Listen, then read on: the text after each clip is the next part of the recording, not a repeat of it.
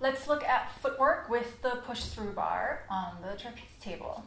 So I'm gonna lie down. I usually start facing in if I do this for the first time with a client. I'm gonna lie down and I'll check that approximately my knees are on the bar, maybe just a tiny little bit further in. That's usually like a general position where most people can deal with it. And then we're gonna place one foot to the bar, push it all the way up, and then add the second leg. So now you'll see that my hips are not quite under the bar, so the challenge to my hamstrings is not extreme. So for most people, this is doable. Obviously, if I wanted to make this more challenging, I would control the bar back down and just slide further under, and then press up. And now my hips are still not quite under the bar, but closer, right? Okay. I have the safety strap attached, obviously, and I have it in between my feet, so it kind of keeps a natural distance in between my feet so that my feet are hip-width apart. My arms are just relaxed by my side, and I'm going to start with bend and stretch. So I'm just going to bend the knees and push back up. Bend and press up. A lot of the times what happens here is that when we press up, we're pushing up with our toes as well at the very end. So if you watch my toes, I'm bending, and then as I'm pressing up, I'm also going into plantar flexion. So I'm pointing my ankles. Okay, so I usually cue to reach up with the heels, reaching the heels up into the air. So now I'm maintaining dorsiflexion in my ankle, and which makes me gives me a better stretch in my calves and possibly hamstrings at the same time. Okay, great. And then we can do point and flex. Usually when I'm already on the balls of my feet, I usually add a little bit of ankle work, point and flex. You could obviously also start with this. Give the client a feeling for the ankle, and then once you teach them to pull the toes down and reach the heel up in this exercise, then maintain that as we bend and stretch the legs. So the nice thing about footwork here on the trapeze table is that I can see my feet and I can see my knees, right? I might not be able to see my thighs unless I maybe lift my head, which would be okay too occasionally. But I can see the shins, and I want those parallel to one another. And that's really excellent to see here. So I can control my foot alignment a little bit better. I can see whether I'm supinating or I'm pronating. So you or your client, your students, you can really learn to control it yourself. Then we can also bring the heels together and have a little V position. And then the knees also come apart. Oops, that didn't work. I wanted to hug the strap there, that didn't work.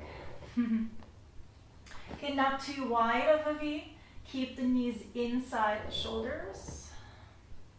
And then you might feel a little extra abductor, inner thigh work. And you can also do this wide. So sliding your feet all the way to the edge of the bar and then really pulling the knees out. Now you actually can work on a little bit more of hip range of motion. While we're in the V position, I can switch to heel. So I'm just showing you a bunch of different variations, right? So again, I'm working on external rotation or possibly abduction a little bit in a V position and a wide V position.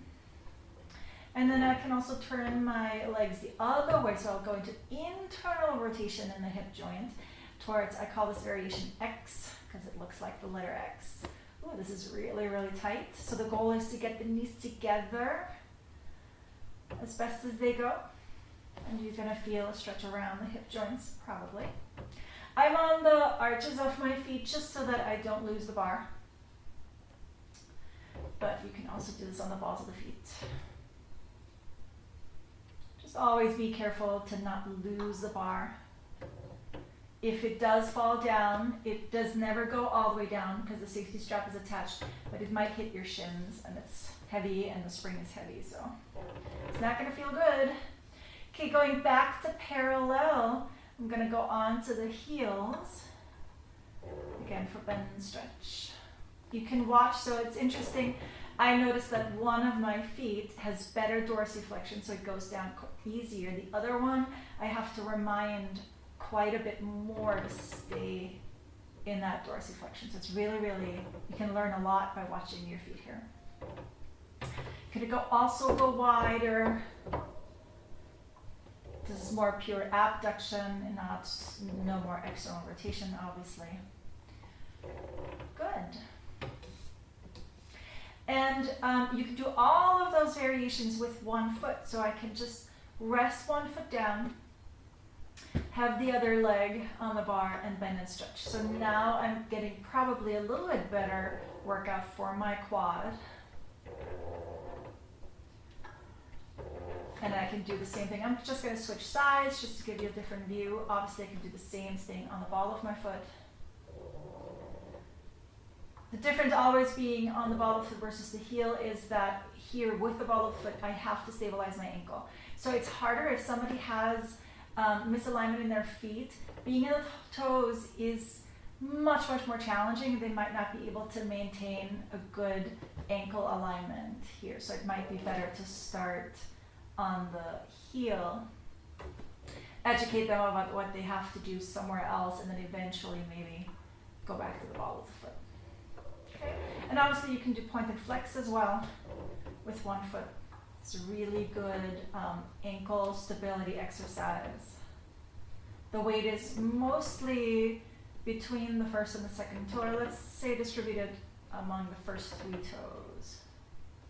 The pinky and the fourth toe have a little less weight for you to stay parallel. All right. And if this is easy, and if you or your client have good flexibility in your hamstrings, then you can turn around, lie down, always be careful not to hit your head, and lie this way. Right, so we're facing the other way, and push the bar up with your hands to get the foot into place. Press up. Now you can extend the other leg here.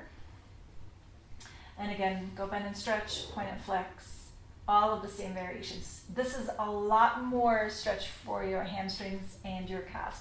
So this is one of my favorites. I'll just sort of sometimes hang out here and just allow the weight of the bar to pull my toes down. And if I really, really let that happen, woo, that's quite a stretch here. Also, anchoring the other leg instead of having it bent, but having it straight out on the mat is really good because it brings your pelvis into a more neutral position. So it takes you, bending that brings you more into a posterior tilt, and straightening the bottom leg brings you more into neutral. So if your pelvis is better aligned, obviously all of the muscles along the hip, thigh, and then down towards the foot will be in a better alignment. Okay? And if a kind of middle path, if you have a table extender, which I've set up here, the pillow, or you have a chair that fits to the end of the table, you could scoot back. So you could do the exercise this way, even with somebody who is not very flexible. So now my hip is not quite under the bar anymore, so there's a little less pressure, and I can do all of the exercises here. There's definitely a difference in feeling, because here the bar comes towards me, right? The spring pulls the bar towards me, versus if I turn around, and I am going to show you this just one more time, and I'm going to take this pillow off.